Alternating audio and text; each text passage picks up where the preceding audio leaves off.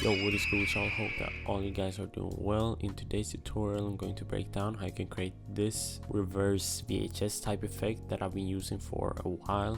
And I haven't really seen anyone make a tutorial on an effect like this, so let's jump straight into After Effects and get into it. Right here I have my clip from this Carti music video, so I'm going to start off by masking him out using the rotor brush. So I'm going to paint around him like this, and then keep going throughout the clip.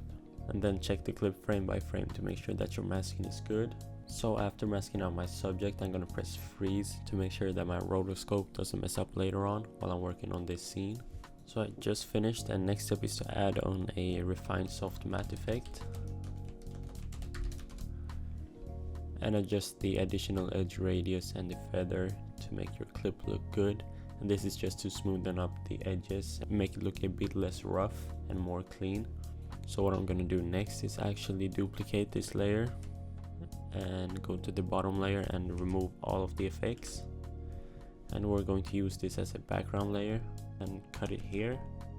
And I'm going to drag this maybe 1/3 into the clip and then duplicate it right here and drag this one over and make them connect. And then I'm going to go to time and time reverse layer and reverse this one. What this does is now you can see that the background layer goes back and the foreground kind of pops up. So what I want to do next is make the background layer catch up with the rotoscope layer.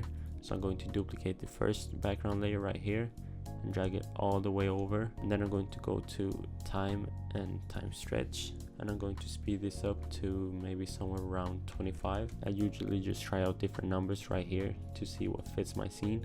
I'm going to change the stretch factor to 25%. So I'm going to go through my clips and see the part where this speed ramp layer matches up with the rotoscope right here actually. So I'm going to cut my background and cut the foreground and duplicate this and make a new background layer so that it matches up. So right now it looks like this. So as you can see, I put the background layer into time reverse, making it go back and then making it catch up again. So now I'm going to add some motion blur by dragging on pixel motion blur and CC force motion blur onto my clip. And I'm going to put the pixel motion blur to 255, and I'm going to keep the force motion blur as it is right now.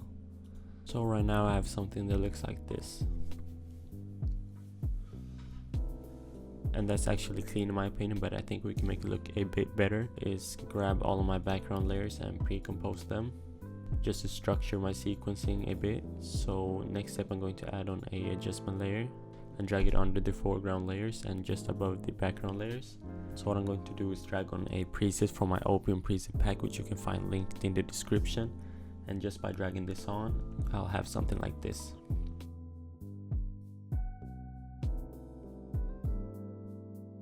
And I actually decided to turn down the opium effects in the background to not give it too much attention and give the reverse effect more of the attention. You can definitely mix this effect with something more of a VHS look. I think that also looks really good.